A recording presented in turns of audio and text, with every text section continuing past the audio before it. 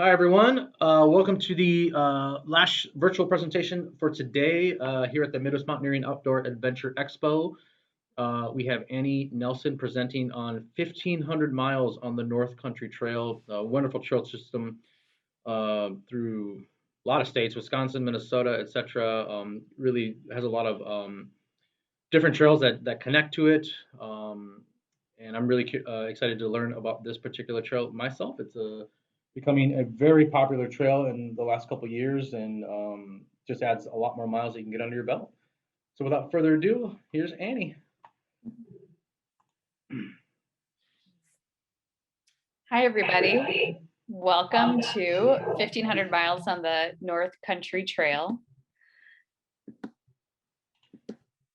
So in 2019, I was lucky enough to spend 5 months that year hiking basically the Midwestern third of the trail. So that's what I'm going to talk about today. But the North Country Trail runs much farther than that. It's actually America's longest National Scenic Trail. It runs all the way from North Dakota to Vermont, where it now connects to the Appalachian Trail. So I think total it runs through 9 states now. Is that right? So it's North Dakota, Minnesota, Wisconsin, Michigan, Ohio, Pennsylvania, New York, and Vermont. And then I just wanted to offer a little bit of context about myself. I always feel like that's helpful for kind of placing what people are sharing with you about the trail. So you kind of have the context of my hiking experience. So I have about 10 years of Northwoods Wilderness experience, both canoe trips and backpacking. I have probably more than 3,000 miles of solo hiking experience. I'm also the author of the through hiking guide for the Superior Hiking Trail. And then I have that 1,500 mile trip under my belt on this trail that we're going to talk about today. So what I did the reason why I hiked 1,500 miles on the North Country Trail is because I was looking for an experience like a through hike of the Appalachian Trail or a through hike of the Pacific Crest Trail.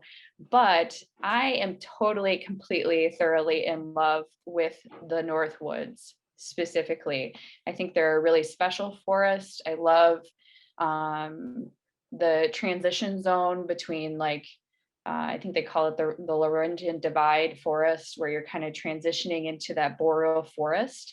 I don't know what it is, if it's like what pheromones the trees put out or what, but I love it. I especially love the Great Lakes as well, and the way that they impact the forest. So I was looking for a long distance hike like that. This is why I chose the North Country Trail. And I was also looking for a bit more solitary of an experience than I feel like I could have found on the Appalachian Trail. I really enjoy primarily solo hiking is my preference. And this trail I thought would probably offer that, and it absolutely did. So what I did, my original goal was to actually hike half of the trail. So I started near the halfway point, which is in Lower Peninsula, Michigan, in the Manistee National Forest. And my original goal was to hike 2,400 miles in 6 months. And now, am I having a lag or am I having an issue? Sorry, you guys, I'm trying to do this full screen. There we go. Okay, so I started in the Manistee National Forest in Lower Peninsula, Michigan, near the halfway point with the intention of hiking back to North Dakota. I actually ended up ending my hike in the Boundary Waters here in Minnesota on the Canadian border at Howard Lake on the Kekakavik Trail because I got Giardia, which I think I finally just solved the mystery of how I did that. Which is I was using a water filter that used a reservoir that you pick up the water with, and my reservoir had aged and was leaking, and I didn't probably realize it at the time. So anyway, so don't be too afraid of Giardia. That was my hiker error. I made it 1,500 miles without getting Giardia, so it's totally possible to do.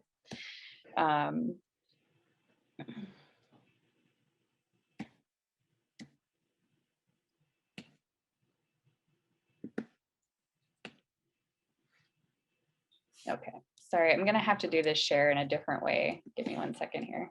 No problem. It's giving me that lag.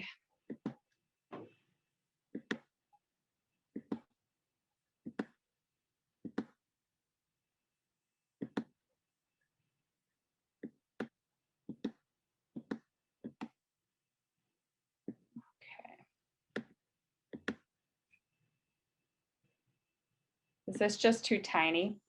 If you're watching on a device and how this is displaying now is just too small, you can actually zoom in your screen if it's a touch screen.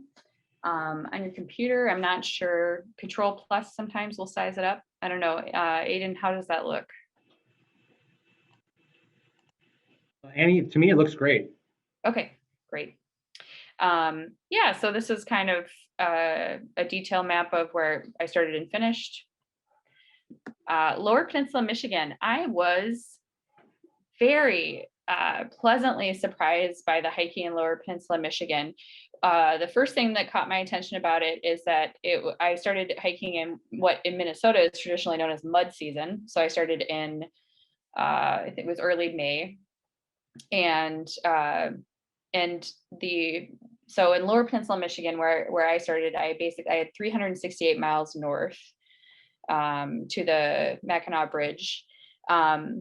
It is a gorgeous blend, mostly really public land on this stretch, which makes the hiking much easier than some other stretches of this trail. I'll talk a bit more about that later, but and overall, it was just incredibly well maintained, extremely, really honestly easy hiking because the geology in Lower Peninsula, Michigan is very different than here in Minnesota. So we have a lot of glaciation here in Minnesota that we're famous for, but it did something different in Michigan. Instead of kind of like flattening everything like out in Western Minnesota, the glaciers in Michigan dropped huge, like really deep sand. And they've measured it in certain places and it's like 1,200 feet deep, I think. So the soil is just very different and it's this wonderful kind of medium pack sand. So it's not loose. You're not walking. It's not like that annoying feeling of trying to walk on a beach, but it's also not hard pack. So it's not hard on your feet. It's this gorgeous, like perfect, comfortable, fast, easy hiking. And the other real plus of Lower Peninsula, Michigan, especially starting out in the Manistee, it's more than 100 miles where dispersed camping is allowed. So that means basically 200 feet off the trail, you can camp wherever you want, 200 feet away from the water, which really makes you can be very flexible with your plan. It also offers easy resupplying and town access. And this trail, the way it's managed, because it's so long, is there are chapters along the entire length of it who basically adopt 80 to 100 mile stretches of trail, and they really take ownership of maintaining those stretches, and those are called trail chapters. So the trail chapters in Lower Peninsula, Michigan are incredibly active. They're out all the time doing maintenance.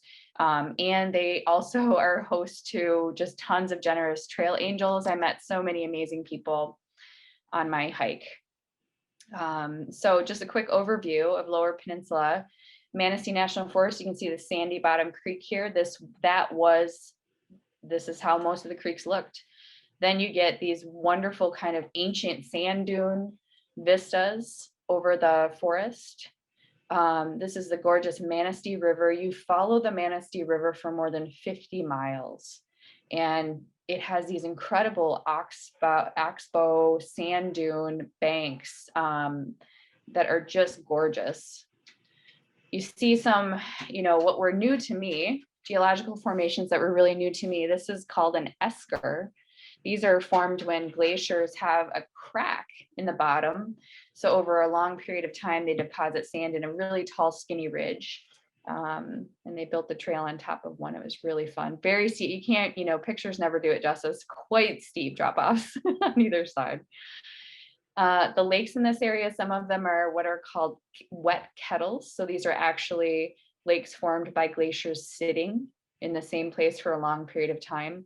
You also see a lot of dry kettles in this area. After you get out of the I think, yeah, then they have this quiet area, Boardman River, you're also allowed to camp in there. And Sand Lake those are mute swans actually. But after the Manistee, you do have some road walking before you're back on private land. And so this is an example of where I had to hike some big miles to get to the next place that I could legally camp. And that's just a part of the nature of this trail, because it's America's longest trail, because it is still being built. It was founded in the 80s. They basically, I think what I last heard was they've built about 3,000 miles of off-road trail. And on all of the public land they could, and all of the private land they have permission to. And now is going to start kind of the slower work of securing easements and even purchasing land on which to route the trail. So that's going to take a little bit more time. So that's just part of this trail right now, in the stage that it is in its development, is you are going to have roadwalks. The great news is I was super biased about roadwalks before I did this long hike, but I knew I couldn't avoid them. Didn't want to avoid them. I wanted to do continuous miles. And they turned out to be really fun and gorgeous, because they tend to be routed on the back roads, really quiet, really lovely stretches. So I would definitely encourage you not to worry about the roadwalks on this trail, because they were a delight. Jordan Valley is super cool. That's north of the Manistee again, as you're heading more up toward the north of the Mitten. This is just a photo, kind of an example of the trail maintenance philosophy, I think, of pretty much the entire North Country Trail. It really tries to maintain the wilderness feel along the corridor. So they really do try to stick to that 18-inch philosophy, with the arms width, corridor clearing, which I just loved, because I don't want to be walking down a sidewalk when I'm hiking. So another huge feature of the Midwestern stretch of this trail is that I basically hiked along and lived along the Great Lakes, like on the shores of the Great Lakes, for 3 months. It was incredible. I'm going to count it as one of the highlights of my life.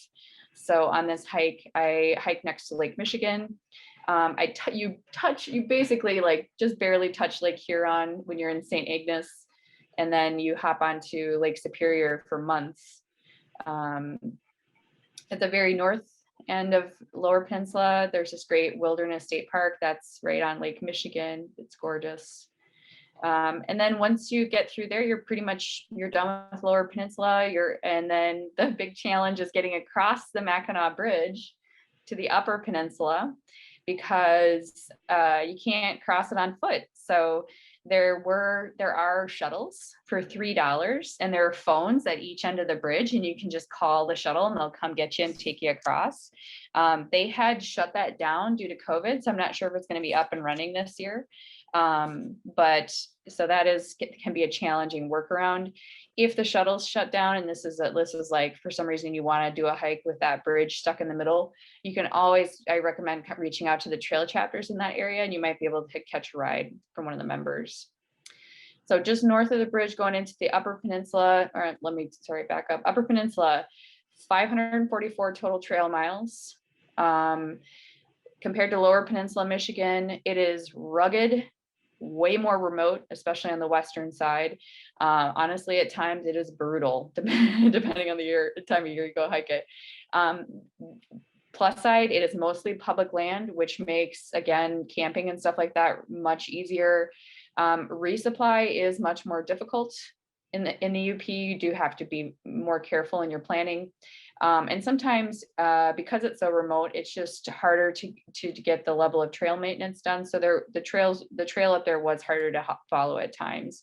I was hiking it in June and July, I think. So that's like the height of brush season too.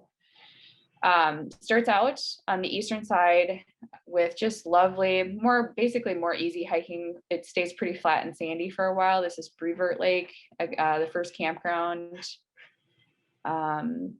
This is kind of a typical UP landscape. You're going to have still sandy bottom creeks, cedars, firs, spruce, very similar to Minnesota. The first real rock you see, that's the other amazing thing about Lower Peninsula, Michigan. No rocks, no mud, no rocks. I had to change my entire bear rope system because I normally use a rock to weight my rope bag and throw it over the branch. I couldn't do that. I had to shovel sand into my bag. It was awesome. This is basically the first rock you see coming from the south. This is called the Niagara Escarpment. It runs all the way across the United States. It's the same geological formation that the Niagara Falls go over. And basically from this point, the trail starts to feel more like the North Shore in Minnesota. Lots rockier. You come out, you basically cut straight north across the peninsula, and then you hit Lake Superior. And you just get to, this is Tequamanon too, gorgeous state park with this beautiful river system in there, some backcountry sites. They also take resupply boxes. It's one of the only places you can resupply on the eastern side. Got gorgeous waterfalls. And once you get past Tequamanon, there's this 80-mile stretch in the Upper Peninsula that is on Lake Superior. And Lake Superior, the land along the lake there, Michigan has managed very differently than Minnesota. It is basically all public land for that 80 miles.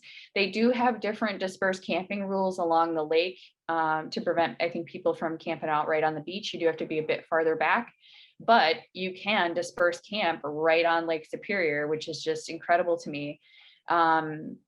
You know, having grown up in Minnesota, I spend a lot of time on Lake Superior. It is a rare day when I am on a Lake Superior beach by myself. I spent the entire 80 miles I was on in Lake Michigan. I mean, I saw a handful of people. I'm sorry, on this 80-mile stretch, I saw a handful of people. It was I could not figure it out, like why people didn't know about this stretch yet.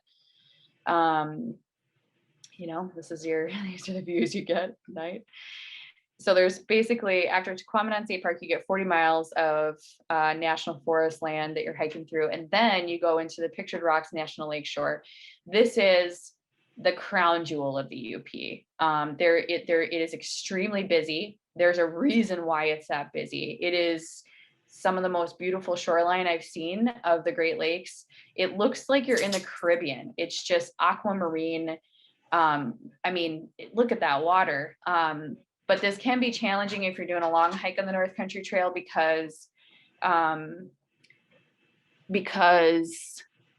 it's the permits book really fast. So if you're going to be going through there, you do need to book your permits way before you get there. After you get out of Pictured Rocks, then you start heading toward Marquette. You drop away from the lake again, go into these beautiful forests. There's this great place called Lake and Land Sculpture Park. They also have a shelter there for hikers, but it's a great like little detour from the hike to get a little just whimsy in your hike. I highly recommend it. This is what Marquette looks like. I mean, it really looks like the North Shore in Minnesota. They have the same kind of, you know, hilltops, beautiful beaches. You're starting to get more of that, those glacial erratics and formations like that. This is the Mccormick Wilderness. So this is a short wilderness area similar to the Boundary Waters. They cannot blaze the trail through here, but it's only about 6 miles, the trail length through there, and it's pretty easy to follow. It's very similar to our river gorges over here. They have Canyon Falls, which is a gorgeous little stretch, followed by the Baraga Plains. This is a really unusual area, totally sandy, so quick draining soil. For me, it was awesome hitting this. I think it was early July because I had been, you know, tolerating hordes of mosquitoes. And when I hit the Baraga, it's so dry there, the bugs totally disappeared. And well, except for the flies. Flies don't mind dry, but the mosquitoes disappeared, and it was such a great break. But water in the Baraga Plains is a bit more of a challenge. There's a 12-mile stretch without water there, so that takes a bit more planning. After the Baraga Plains, then you head into the Ottawa National Forest. This is probably the most remote and stunning stretch of forest and trail in the UP. It's going to be the most difficult resupply, probably the most dangerous physically, because there just are not towns close by. So if you get into trouble like I did in the Trap Hills, I actually was probably suffering from heat exhaustion, which I did not recognize at the time. I just started getting really sick when I was out there. And thankfully, my friend Sarah here, she came and pulled me off the trail. But the Trap Hills are intensely beautiful and intense on your body. They there's basically not a flat stretch of trail in the entire Trap Hills. I think they're about 40 miles long, but they just have these amazing views. You're just climbing up and down these rock knobs for 40 miles, just up and down, and you can, there are campsites up there. It's dispersed camping still, but you know, people kind of establish them just by reusing these beautiful spots. And just incredible views like that. So yeah, if you hike them in July like me, my recommendation is like at noon, go downstream from where you're pulling water and just get in the creek. You got to cool yourself down out there. That was a mistake I made. Amazing, beautiful formations. After you come out of the trap, then you have a little jog through National Forest again before you head into the Porcupine Mountains State Park. So this is the West Branch Big Iron River. I just had a great night camped out here. The Porkies, as they're called, are also another super popular place to backpack. It is a backpacking park. They do have a couple car campgrounds, but primarily it's backpacking.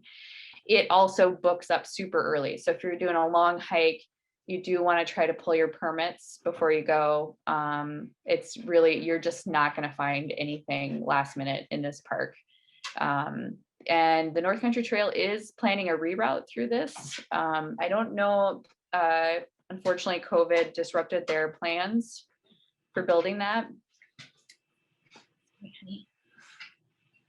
But it's just basically like a waterfall wonderland in there. It's also right on Lake Superior. There's a place called Lake of the Clouds that is gorgeous, and then North Country Trail is going to run by now. And then as you come out of the park, you get this like waterfall. No, go lay down. You get this like waterfall tour on your way out of the Upper Peninsula, Michigan. I can't even remember how many there were, like 12 as you're finishing up the miles. Wisconsin is, so you go from, so Lower Peninsula, Michigan is like really kind of just beautiful, pretty easy hiking, gorgeous. Upper Peninsula is gorgeous, way more rugged, much more challenging physically, tougher resupply. Wisconsin, you go back to pretty gentle trails, and the trail chapters in Wisconsin are also hugely active. They are in the Upper Peninsula too. It's just more distance, you know, it's more distance and it's more remote. But in Wisconsin, they've got 212 miles of trail. It runs through the Chequamegon National Forest. They're beautifully maintained, and resupplying on the Wisconsin stretch is very manageable, partially just because it's also so short. Coming into the state from the eastern side, one of the first places you hit is Sandstone or Copper Falls State Park. So you exit Upper Peninsula, Michigan with like a waterfall walking tour, and you enter into Wisconsin with another waterfall walking tour. These are the Brownstone Falls. I mean, you go by like at least, I think it's like 7 waterfalls in the North Country Trail through this state park alone. Another example, see, so the consistency here, you had Lower Peninsula, this is what the trail looked like. Wisconsin, this is what the trail looks like. And it's just gorgeous. There's a couple wilderness areas in Wisconsin, again, smaller than the Boundary Waters, but similar in that the trail is not blazed through there. But you got the Rainbow Lake and Porcupine Lake Wilderness. I hiked through here in late July, I think, and the mosquitoes, and I'm speaking as a Minnesotan here, the mosquitoes were the worst I have ever experienced in my entire life. Like, I had been living with the bugs successfully since basically mid-May and was doing just fine. And for some reason, there was a breed of mosquito in central Wisconsin that made me like certifiably insane. I mean, this picture right here, I almost quit my hike on this day because they were so bad. So be prepared for bugs. And honestly, my recommendation would be, if you're going to do it, if you're looking for a section hike, don't do this one in July. Just do it in like October. Okay. So Minnesota actually hosts, I think it's the second most number of trail miles with the North Country Trail. Michigan has the most. I think Minnesota's the second. There might be somebody else, but Minnesota has 850 miles total. On my hike, I completed about 380. We're the only state that has trail guides for 100% of the trail. And the reason for that is the North Country Trail, because it's not finished yet, they have not produced a trail guide for the entire trail yet. It just changes too much, too fast, too quickly. The trail chapters are all building trails so fast that doing a guide it just doesn't make sense at this point, is what I was told by the North Country Trail Association. So that is another thing to be aware of if you're going to go do a hike on this trail, is depending on which section you pick, it's kind of a more DIY. You do have to do a lot more research than other trails. There's no gut hooks. There is a lot of good information though, and I'm going to review that with you at the end of this presentation for how you plan a successful hike on this trail. In Minnesota, like 400 miles of that 850 miles, at least 400 is trail with established campsites, meaning you don't disperse. They provide beautiful free built latrine campsites for you. There's also several established campsites on the other 450 miles in Minnesota. It's just not the entire thing, but the chapters out there also have built sites. It starts from Wisconsin, the trail routes onto the Superior Hiking Trail, then to the Border Route Trail, the Kekakabic Trail, which all link up together. And then from the Kekakabic, the rest of the trail is just the North Country Trail. Long trail systems like this frequently kind of route themselves along other established trails and kind of adopt those into their system. And those three trails are known as the Arrowhead Reroute for the North Country Trail, and those became officially part of the trail in 2019 with an act of legislation. So the Superior Hiking Trail is 300 miles long total. It runs northeast up the North Shore here in Minnesota, from the Wisconsin border to basically the Canadian border. You can't actually touch the Canadian border, but you can see it when you get to the northern terminus. There are 94 free campsites along its length. It is also, I think, so you go Lower Michigan, pretty easy, pretty nice. Upper Peninsula, rugged, physical challenge. Wisconsin, back to pretty relaxed, easy hiking. And then Minnesota, the Superior Hiking Trail is rugged again. There's an estimated 41,000 feet of elevation gain and loss. And what does that mean? It just means you're climbing up and down all the time, just up, down, up, down, up, down. The trail runs through the North Shore Highlands and the Sawtooth Mountains. It was purposely designed to run the ridges above Lake Superior so that you could always have, you just have these gorgeous vistas of the lake constantly. This trail is a work of art, honestly. The folks who designed this, they just built a beautiful trail.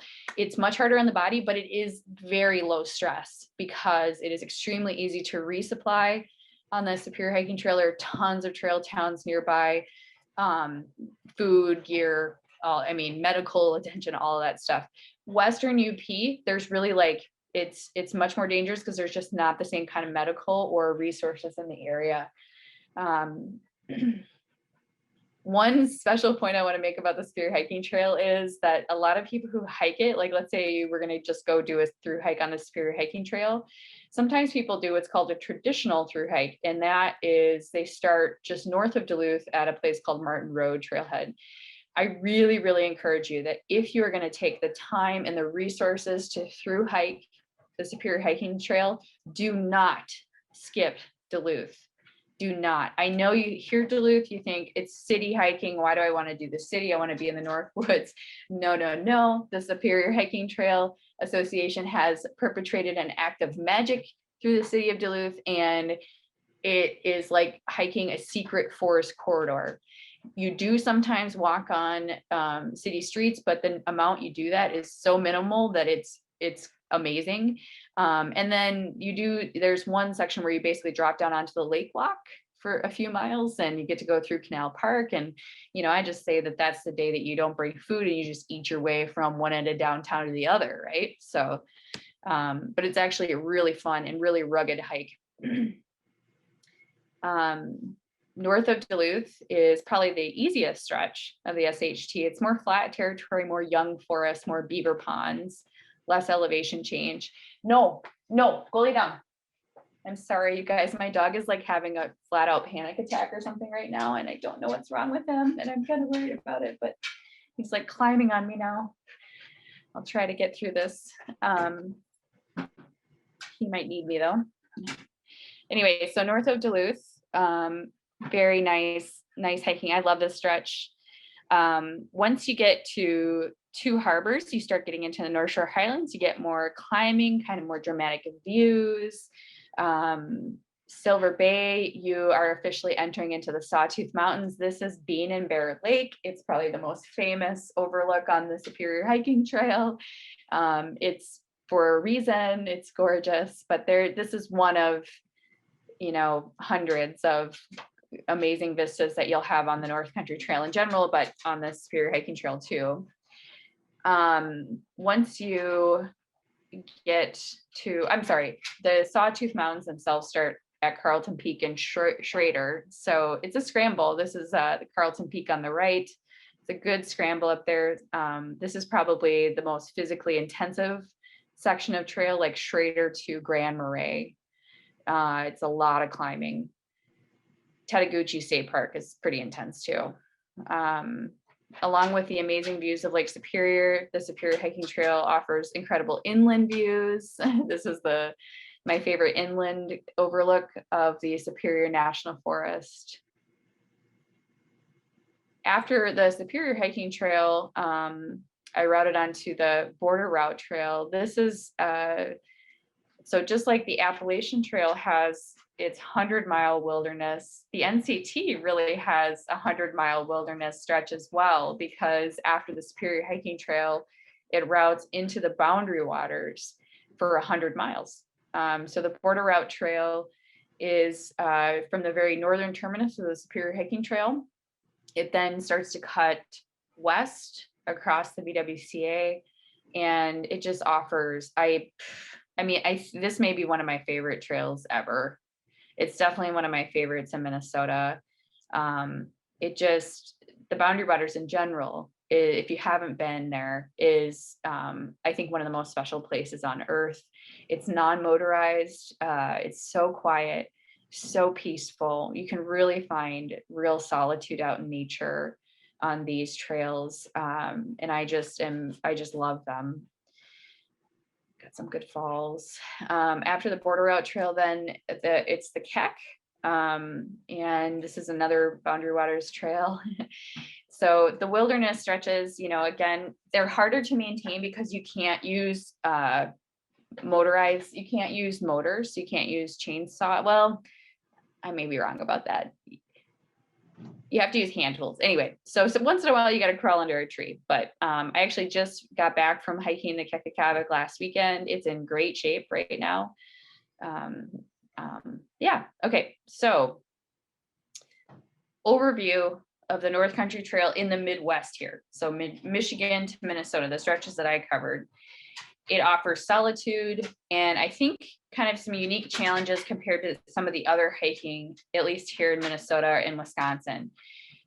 As I mentioned before, there's no guide. So you do have to do your own research. But there's a lot of support from both the Trail Association, the trail chapters, and other hikers who come before you. So I'm going to run through all the different resources that you can access to do that research.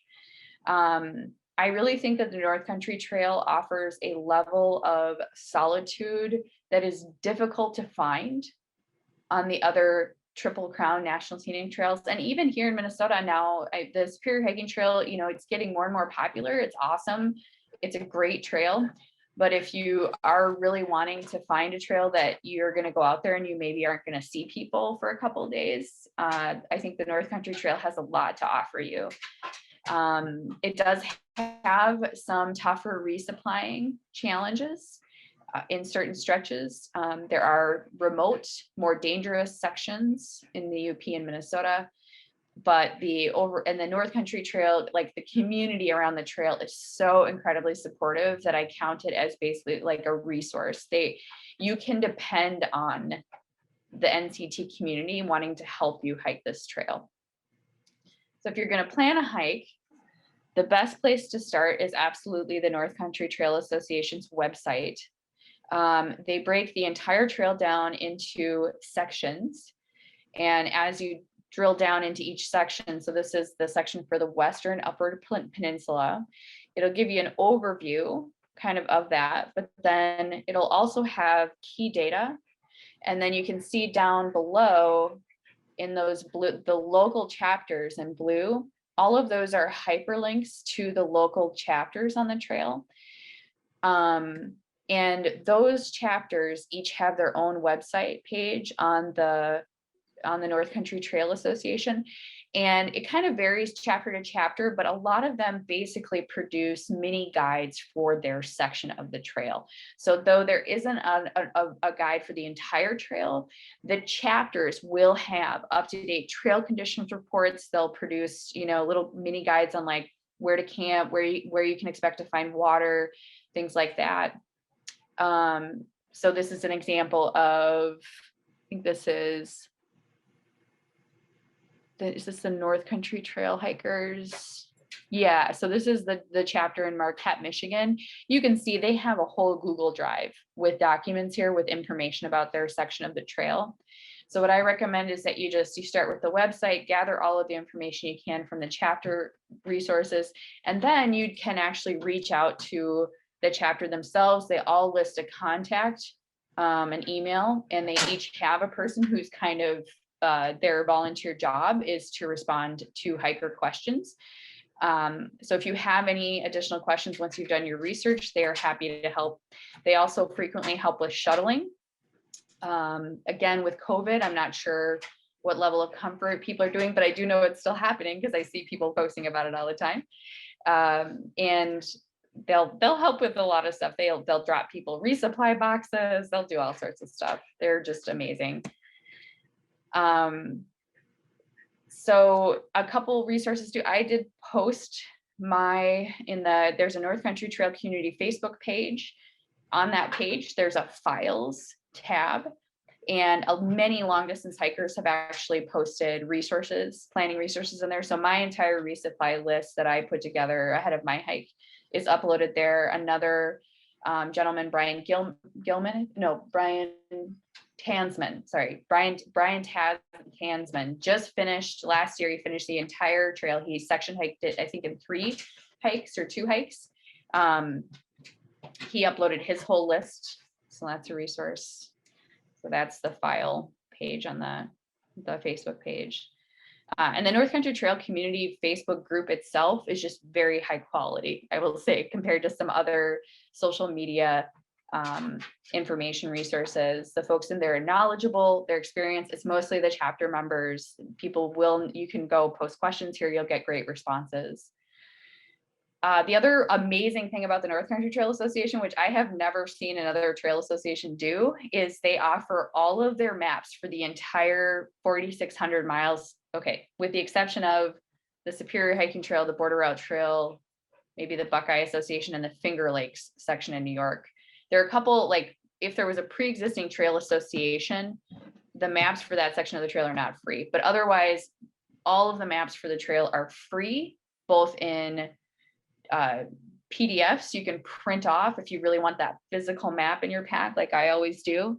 You can print them off from the website, or you can download or download this app called Avenza, and they have links to all of these downloads on the North Country Trail website. Nobody, go lay down. And these maps are updated really frequently. So they will push updates to the maps in your app. So you don't have to go to seek them out. It'll alert you when you need to download an updated map. Another real, like, I was really intimidated by dispersed camping before I did it for 1,100 miles on this trail.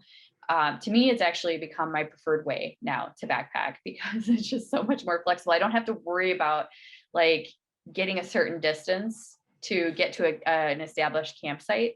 If there's 10 miles between campsites, etc.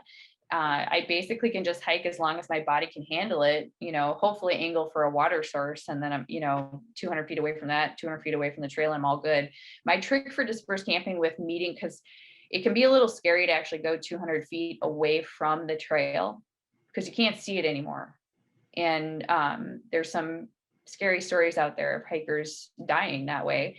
So what I like to do is I drop a waypoint before I leave the trail. If I'm getting ready to go disperse, drop a waypoint on my Avenza map. And then I drop a waypoint at my campsite when I decide, and you can even with the Avenza app, you can actually measure how far you're traveling. So you know when you're 200 feet away. So you can respect those dispersed camping regulations that the Forest Service puts in place. And they're not the same in every forest either. So in Manistee, they're 200 feet. But I could use that app to really help me both know when I was meeting that regulation and then navigate back to the trail the next morning. So we already talked about roadblocks. They're more fun than you think. Trail angels, they're just amazing. I can't speak enough about how warm the community is. And if you want to become a member of this community, I highly recommend it. I mean, you can become a member of the association, you can donate, you can join your local chapter, especially the chapters here in Minnesota. They're doing some cool stuff, you guys. You want to get on you're basically still on the ground floor of this trail. It is being built. You can be part of history in the longest trail in America and help build it. Right now, I'm hopefully going up in May to help start flagging a new route off the Kekakabic to get it off a roadwalk. You can help with stuff like that. You can help maintain the trail. You can do advocacy for the trail. One of the challenges facing the trail is that it doesn't have parity in the national park system yet with Appalachian Trail and Pacific Crest Trail. That affects funding, the way it's funded. So you can also call your congresspeople, ask them to support the National Scenic Trails Parity Act. Lots of ways to help. Yeah, no, I'm sorry, this slide was from last fall. But I'm sure they'd still appreciate your donation. I think they were just doing one for Earth Day. So yeah, go donate. All right, so do we want to do any questions? Yeah, we actually have a few that came in. One in regard to your dog. Do you ever take your dog on long distance hikes? I definitely tried. I assumed that the story I was told when I adopted him is that he was a farm dog. So and he loves like hunting rabbits and going for hikes. So on my first long hike, which was in 2017, I took him with me and he made it about 2 weeks before he staged what I call a doggy sit-in. And he started a sit-in protest, and he just started sitting down every 10 feet. And eventually I figured out that meant that I thought he was like scared, or he's got some issues with the rain. So I thought maybe it was like, oh, is it gonna rain or something? And then I just realized, oh no, you just don't want to hike anymore. So yeah, I think so I did. And I think for me personally, the considerations I felt I needed to make for my dog is that I understand that if I'm bringing a dog on a long distance hike, that means the dog comes first. Mm-hmm. Yeah. So if the dog doesn't want to hike, I got to get off the trail. If the dog is injured, I got to get off the trail. If his feet, the heat, they can also get waterborne parasites, and I don't even know how I would prevent him from drinking out of water sources while you're hiking all day. You can't. So you just have to kind of watch it. I went to my vet. I consulted with them. I got some medications before I left. I had mushers wax and stuff like that. I tried to make him a little doggy sleeping bag out of an Eddie Bauer down. Nice. He never used it. He didn't like it. Yeah. It's just kind of, I think bringing them with you is, if you've got a dog who just, loves to backpack, you can absolutely do it. But the one piece of advice that somebody gave me about this when I was considering bringing him, which I thought was really astute, is that your dog is not making the choice to go hike 20 miles a day. And that is physically very intense. Yeah. The only reason why they're out there is because they love you. Yeah. So it's important to kind of respect that. Yeah, and not push them too far. And like you said, things happen, and you need to be able to adjust your itinerary, your stay, your hike to take care of them. Definitely. I think it's equivalent to bringing a child with you. Yeah. You should be prepared to take the same, level of care. Mm-hmm. And it's tough because part of long distance hiking, I think backpacking in general, is you kind of get into like that flow state where you're kind of in this like serotonin high and you just want to keep hiking. Yeah. And so it can kind of, both for yourself, but also for your animal, it can kind of make your judgment a little bit, like it takes you a little bit to catch on to the fact that either you're sick or they're sick, because you just want to keep moving. You got this goal you're trying to meet, What is it about solo hiking that you like the best? And is there anything you like the least about it?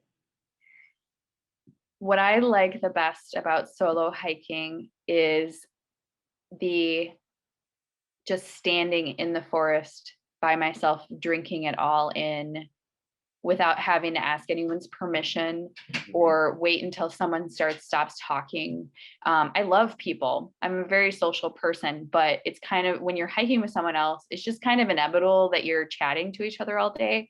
And what I've discovered solo hiking is that there are a bunch of moments that you miss in the forest if you're distracted by a conversation. So when I'm by myself, I'm much more in tune with my surroundings instead of the other people I'm with. I'm more in tune with the forest.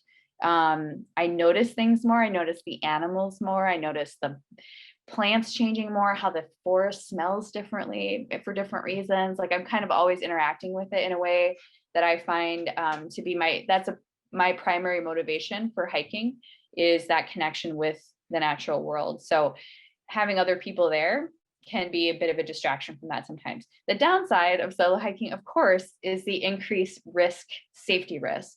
Having other people with you absolutely increases your safety. Yeah. If you get injured and you can send one of your friends off to go get help, it's very different. If I get badly injured by myself on the trail, all I have is my satellite communicator. And sometimes that doesn't actually work that well. Yeah. So I do take a risk. But for me, and we have to all judge this for ourselves, for me, that is an acceptable risk for the amazing kind of honestly spiritual experience I have solo hiking.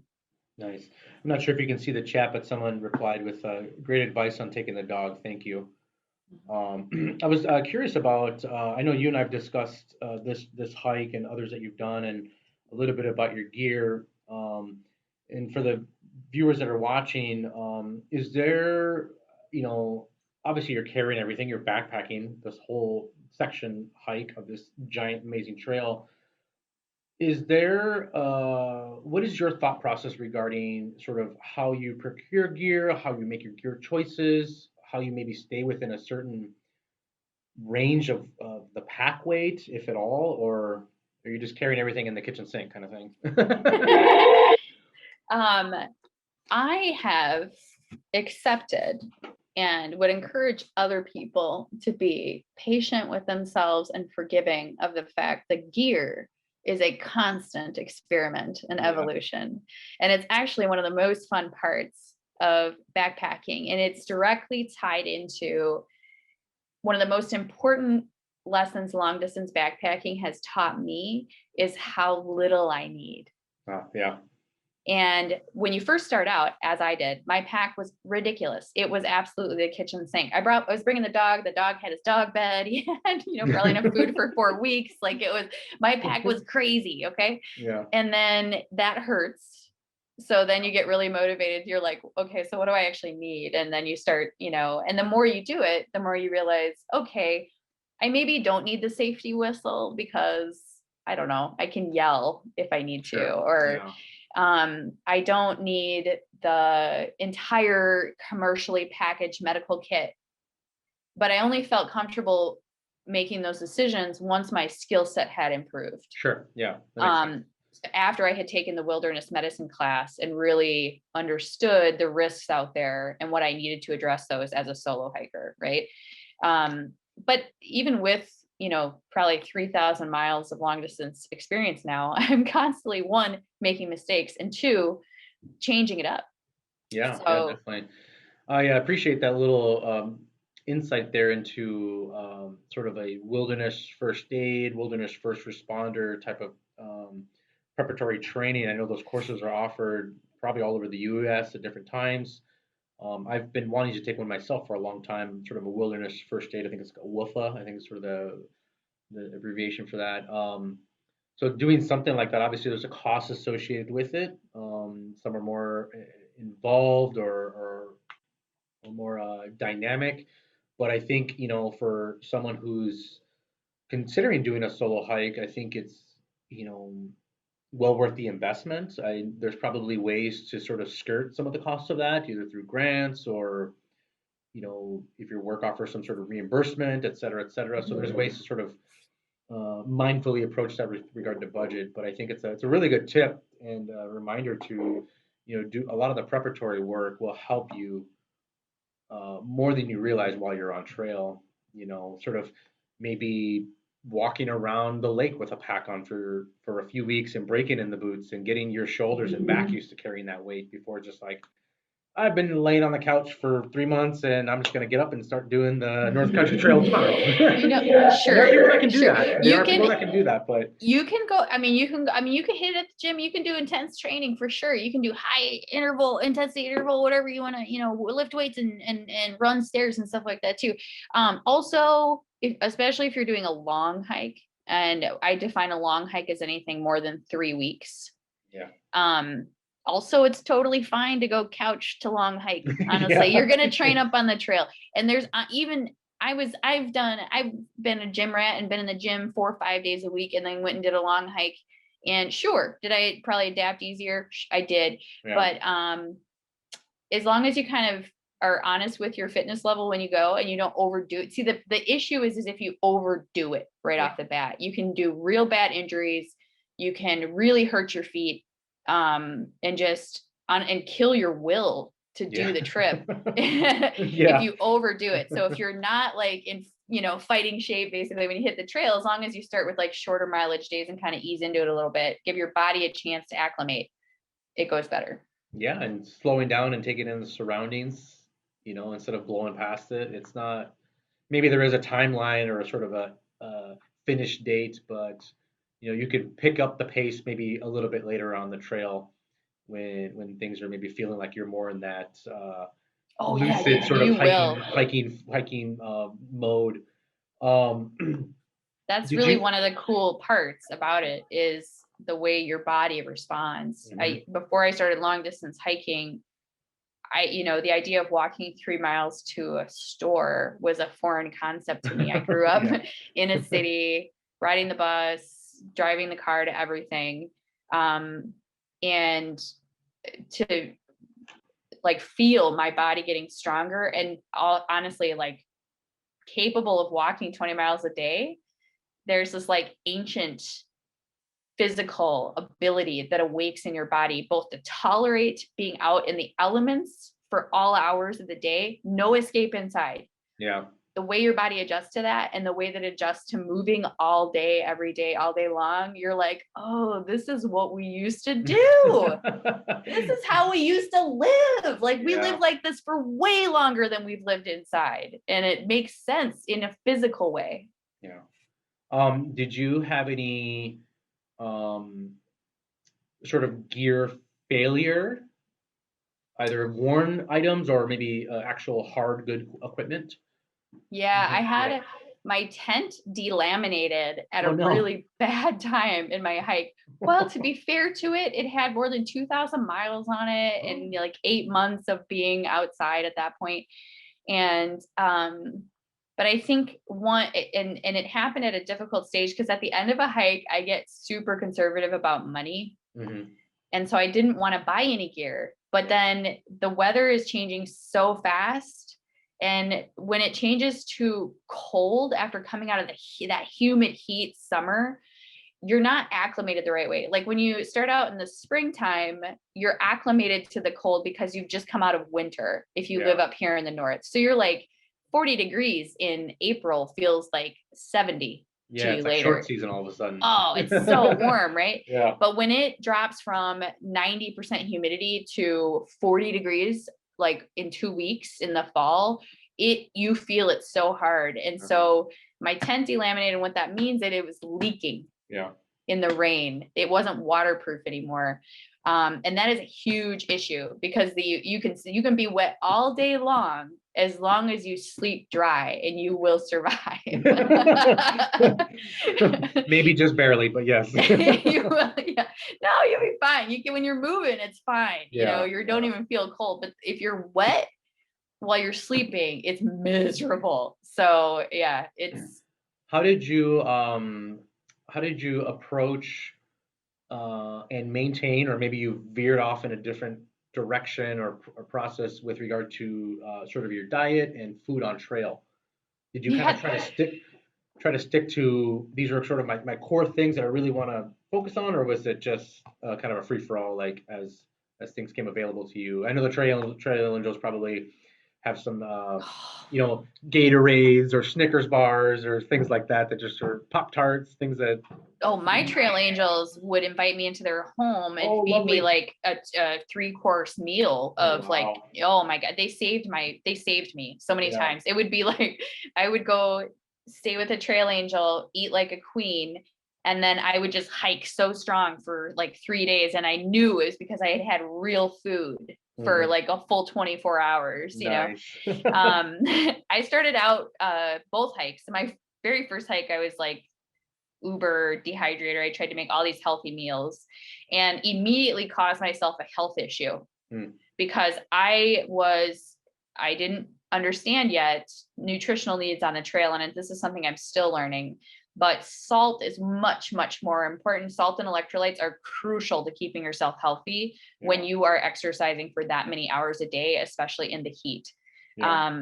So I didn't have enough salt in my meals. So then I started getting a little bit more open-minded to buying pre-made meals. More I long distance hike, the lazier I get about camp because my ability as a hiker has really increased.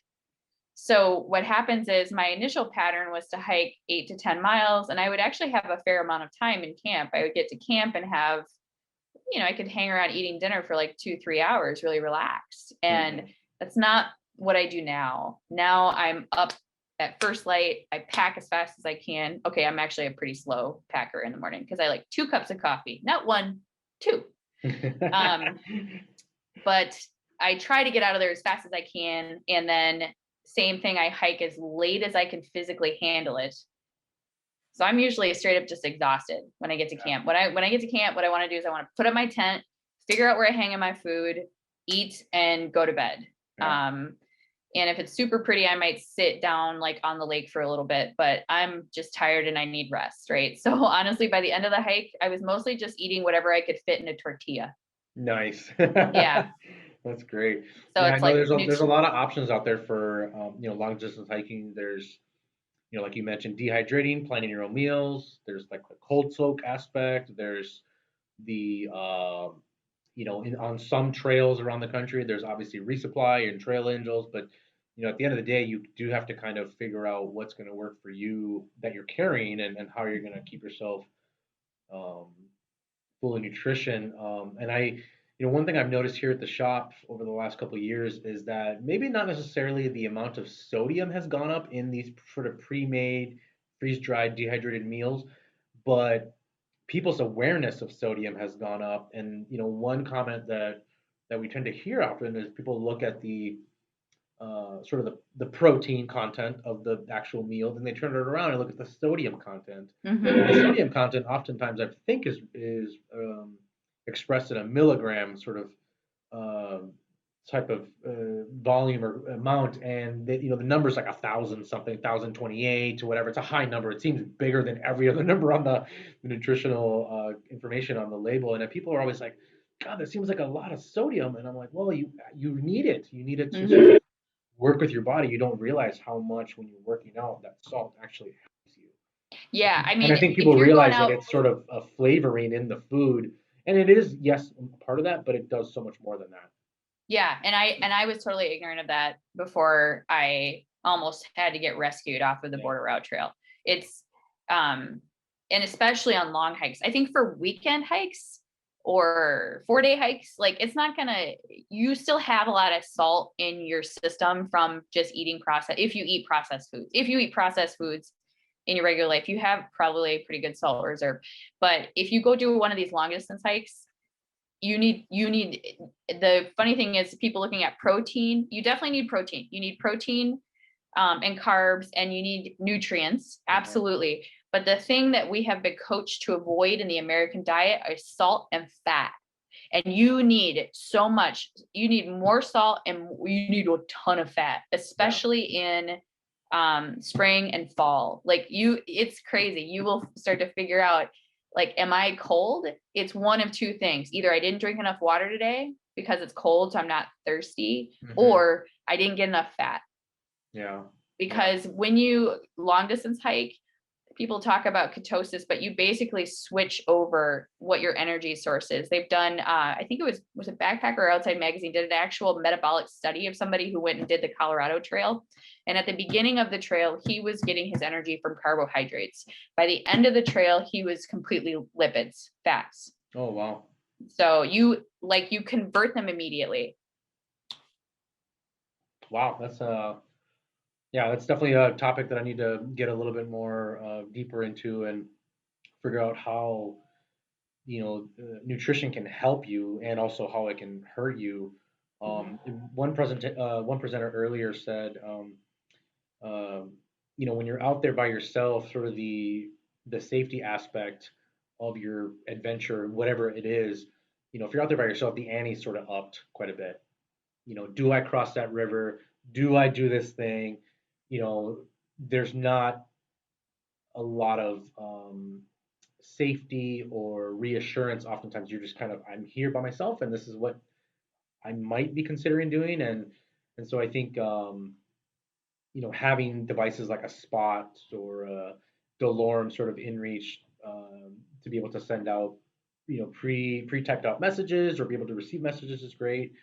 And then just sort of having I think a well-rounded knowledge base of how can I at least keep if I have to stay put for a number of days because I'm hurt, how can I keep myself warm, hydrated, and fed if at all possible while I wait for rescue or whatever it may be. But there's a lot of great tools and videos that a lot of people can watch, but I highly recommend sort of the wilderness first aid, wilderness first responder, because you get a bad wound, you might need to treat it, and if you don't have the proper stuff, they'll teach you how to sort of pack your first aid kit. And they also teach you how to use your gear. Yeah. For wounds, which is really awesome. Right. Yeah, and or just treating yourself. And being someone who uses a satellite communicator, here's my practice with it. One, if you're solo hiking, especially long distance hiking, you still need a safety backup. That is somebody who you are checking in with every time you're in town and saying, okay, I made it to town. Now I expect to be in this town in 8 days. If you don't hear from me by, and for me personally, I always set it 24 hours after I expected to get there, just in case something went wrong. Like, a lot of things go wrong on trails. Sometimes it's not an injury. Sometimes it's just like, wow, I'm really running on low gas this week. I cannot hike that fast, so I'm not going to get there in time. So I always gave myself a 24-hour delay. So I would tell my safety backup, if you don't hear from me by Friday at 8 p.m., please contact somebody and let them know where I was hiking. And they need to know which direction you were heading in, what trail you're on, and that kind of stuff. And then I would use my satellite communicator. I didn't track my route. Like I wasn't running a GPS track the whole time because that sucks your batteries really bad. So I was out for like 10 days at a stretch sometimes. Oh, wow.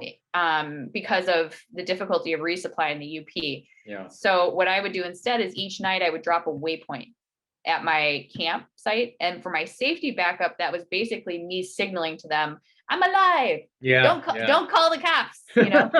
And smart though. It's a good way to conserve battery power, good way to not, drain that, because when you need it, it's sort of like, I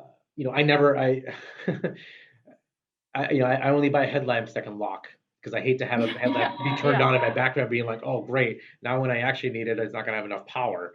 So, finding little tips and tricks like that. But they aren't foolproof either. Yeah. That's the other caution I like to give people. They are not foolproof. In fact, I accidentally set mine off on the Keck ones. I guess I didn't have it locked correctly. Although Andrew Skirka has a whole video about how there was kind of an error with the model that I have where you could still activate it even though you weren't supposed to be able to.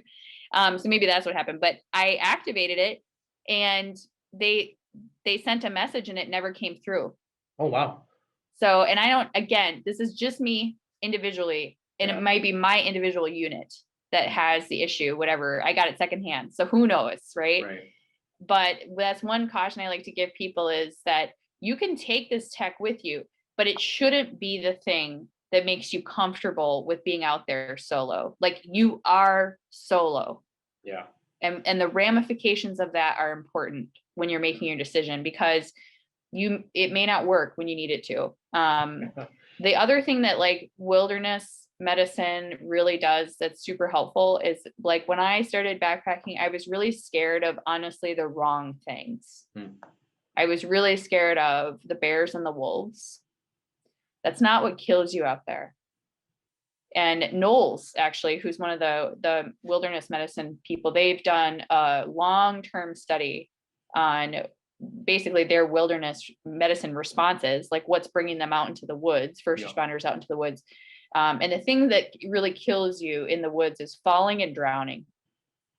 So that's one of the things you're talking about. It is higher stakes. And when I'm out there, I'm kind of like, because I know that, right? When I get up on top of a really high vista point, I don't go to the edge. Yeah. Because I'm by myself. If I fall off that, if a rock falls out from underneath me, there's no one there to help me. Yeah. There's no one there to say, oh, Annie fell off a cliff. Yeah. So I really think that that's an important skill set. If you're going to be doing like a long-term trip where you're going to be investing all this time and money, it's worth it to invest a little bit of money in that wilderness class and just learning about what the real dangers are out there. Because if you can't, one of the toughest things you do you will have an injury. You will have a dangerous situation where you're not quite where it's actually difficult to recognize that it's dangerous because you've never experienced it before. That is the nature of long distance hiking. The whole adventure in it, the whole excitement is that you're pushing yourself way far outside of your comfort zone. But that is risk, So when I started getting heat exhaustion in the Trap Hills, I had no idea what was happening to me because of how I was thinking about it. Yeah. I was the liability in that situation because of my lack of knowledge. So not the bears. Not the bears. Yeah. Not the bears. No. I didn't see a bear my entire hike. Wow. Still mad about it. Last time I saw a bear in Minnesota was probably over 20 some years ago. Seriously, it was like my first time in the Boundary Waters. Looked up on shore, there's a bear, and that's the last time I've seen a bear in the Boundary Waters, but I know they're around. I'm wondering what sort of adventures you might have coming up. Right now, actually, my main focus, so when these long hikes, they kind of break you in a beautiful way. So you have all of these realizations that the way you kind of understood and were making your decisions about life prior to them may not be accurate for you anymore. Mm-hmm. And that's both beautiful and scary because it's just like when you're a new hiker and acquiring those skills, now you have to like figure out this whole post-hike life. And what I really wanted from that was I knew I was going to have to, I'm not independently wealthy. I'm a middle-class person who just is willing to make kind of risky decisions financially and like quit a job and go hiking because it's important to me. So I knew I was going to have to go back to work. But I wanted to have the woods and hiking more a part of my life. So at this time, I have no big adventures definitively planned. Right. You always have the dreams in your head, but so right now I actually did move. I actually live 40 feet off of the North Country Trail right now. I hike it every day. Wow, cool. Yeah, I moved up to the North Shore so that I am able to just throw my kit in the car on a Friday night and head up to the Boundary Waters, and I'm camped out, in minutes. Oh, I'm so excited for you. That's great. Congratulations. Thank you. Yeah. And so because of that, I've kind of met the first goal. And so now my focus is really giving back to this amazing community that gave me so much. I really want to do a lot of service on the trail and really help. Actually, really, my goal is to really help finish building the North Country Trail now. Exciting. Yeah. Well, I really appreciate your time and your sharing your experience on the North Country Trail. I look forward to hearing many more updates about it, and maybe a version of a guidebook from you as well on the North Country Trail. Oh gosh. I actually need to do I'm finishing an update on the Superior Hiking Trail, which is only 300 miles just for through hiking too. It's not an actual trail guide. Yeah. And it's so overwhelming. I don't think so, Don. I'm sorry. That's okay. I'm just throwing some balls up in the air here and seeing what might land. We've got a lot of good response on the SHT guidebook you wrote here at the store. Oh, great. Yeah, there should be a new edition coming out in both the print and digital guide here very soon with some updated information. So excellent. I'm just looking at my schedule here. Annie, it looks like we have you scheduled again to present on the Superior Hiking Trail on Saturday, May 1st. Looks to be about 4 p.m. to 5 p.m. So mark your calendars for that. That should be a very informative presentation as well. Obviously, we know that the Superior Hiking Trail has been a very popular trail in the last couple of years. Definitely worth taking a trip up there and checking it out. And what a great presentation to watch to get a little bit more information under your belt. I don't have any more questions myself other than just saying thank you again. And thank you to everyone who dropped in questions in the chat box and watched and joined us today virtually for the Outdoor Adventure Expo. We have presentations going all the way through May 2nd, on average 3 to 4 to maybe 5 a day. So look forward to those. These are all being recorded and will be archived on our YouTube page forever and ever and ever, maybe. So with that being said, I guess I will say thank you again, Annie. I hope your dog's doing okay. Yeah, he seems to be doing better. Thanks. Yeah, good. We're at the end of it. So good night, doggy. We'll say we'll sign off. Take care, Annie. Thanks, everybody. Good night.